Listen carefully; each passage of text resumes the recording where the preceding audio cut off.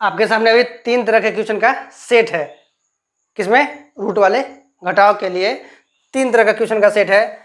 अब इसको हम लोग सॉल्व करके देखेंगे।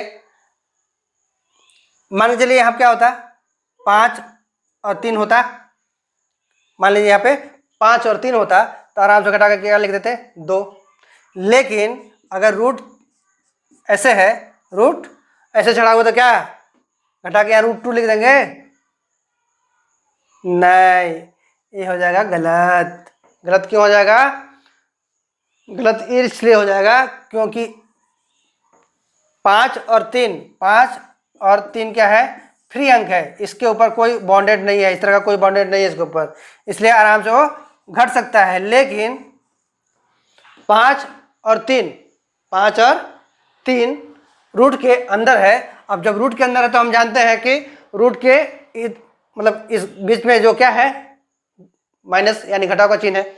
घटाव के चिन्ह का इधर और घटाव के चिन्ह का उधर, यानी माइनस के इधर का और माइनस के उधर का अगर अंक बराबर रहेगा रूट के अंदर वाला तो जुटेगा या घटेगा, नहीं तो नहीं कुछ होगा।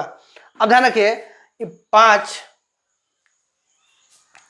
1 गुने 1 इक्वल टू 1, 2 गुने 2 4 और 3 गुने 3 इक्वल टू 9। ये 5 को हम तोड़ सकते हैं क्या? 5 का गुणनखंड निकाल सकते हैं। जैसे हम लोग 9 है तो 9 का गुणनखंड क्या निकालेंगे? 3 तिया 9 निकाल सकते हैं। लेकिन 5 का गुणनखंड निकाल सकते हैं हम लोग क्या? बताइए, नहीं निकाल सकते। उसी तरह से 3 का गुणनखंड निकाल सकते हैं क्या हम लोग? किसका पढ़ा पड़ेंगे? 1 का, 1 तिया 3, तो बात तो वहीं आ गया। तो जिसका हम गुणनखंड नहीं कर सकते, जिसको हम तोड़ नहीं सकते, उसका आंसर इस घटाव में, ध्यान रखिए, 5 को हम नहीं तोड़ सकते, 3 को भी हम नहीं तोड़ सकते। और ये भी है कि माइनस के इधर वाला क्या है? 5 है और इधर वाला 3 है, दोनों एक जात का भी नहीं है। तो क्या होगा इस परिस्थिति में? जो क्वेश्चन है वही आंसर होगा। यही हमारा आंसर है। इस परिस्थिति में या तो इसका गुणनखंड नहीं हो सकता रूट के अंदर वाले का,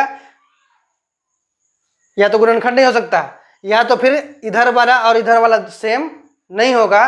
तो क्या होगा, मतलब ये भी अगर यहाँ पे √3 होता है, यहाँ पे क्या होता है? √3 होता है, तो हम इसको घटा सकते थे। लेकिन यहाँ पे √5 है तो हम इसको घटा नहीं सकते हैं। ऐसा समझ में? तो जब नहीं घटा सकते इस तरह की परिस्थिति में, तो क्या करेंगे? इस तरह की परिस्थिति में हम जैसा क्वेश्चन होगा वैसा ही आंसर होगा। बात समझ में आया? जो क्वेश्चन होगा वही आंसर होगा। चलिए, ऊपर वाले तो हम जानते हैं, पहले वाले क्लास में देख चुके हैं, लेकिन फिर भी चलिए, यहाँ क्या है?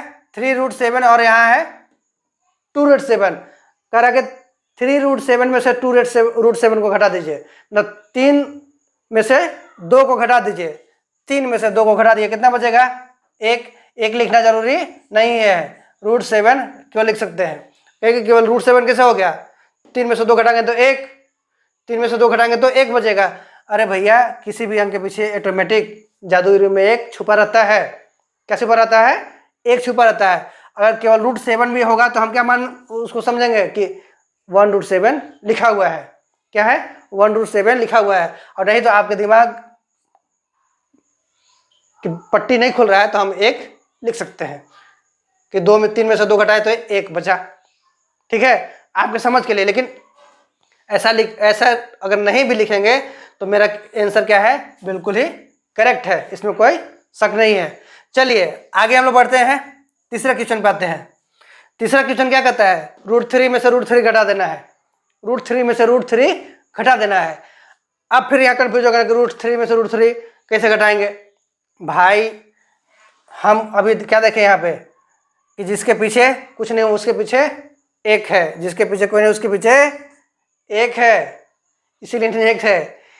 जिसके पीछे कोई नहीं है उसके पीछे 1 है, इसीलिए नेक है। नेक मतलब अच्छा है। तो क्या कर देंगे? अब देखिए यहाँ घटाव सीधा सीधा हो गया। 1 में से 1 घटाएंगे तो कितना बचेगा? 1 में से 1 घटाना है, क्या होगा? खत्म, मतलब कहानी 0 है ना। अब कहेंगे अब ये √3 कहाँ गया तब? अरे भाई, अगर हम √3 को अगर यहाँ लिख भी देते हैं इसके साथ 0√3 लिख भी देंगे जैसे क्या करते थे, अब जैसे 3 में से 2 घटाए तो क्या किए, 3 में से 2 घटाए तो √7 लिखे ना, या आप मान के चलिए √2 प्लस √2 करते थे, क्या होता था 2√2 होता था, 2√2 होता था ना ऐसा। अब 3 में से 3 √3 में से √3 घटाएंगे तो कितना होगा, 0√3 होगा, या क्या होगा। अरे नहीं समझ में आ रहा तो इसको समझिए, यहाँ 1 है ना, 1 में से 1 हटाएंगे तो 0। अब आपको कहने का मतलब कि हम पहले सब में √3 लिखते थे, तो इसमें √3 क्यों नहीं लिख सकता, चलिए लिख भी दिए। तो हम जानते हैं कि दोनों के बीच में क्या है, गुना का चिन्ह है ना दोनों के बीच में।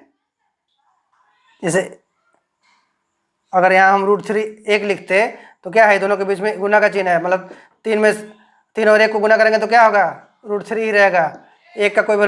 लेकिन अगर यहाँ 0 से अगर हम गुना कर देते हैं इसको, 0 और √3 को रखते हैं, 0 से कोई भी अंक, लाखों करोड़ों कितना भी अंक रहेगा तो 0 से गुना करने के बाद वो 0 ही हो जाएगा। तो इसको हम ऐसे ना लिख करके डायरेक्ट 0 लिख सकते हैं।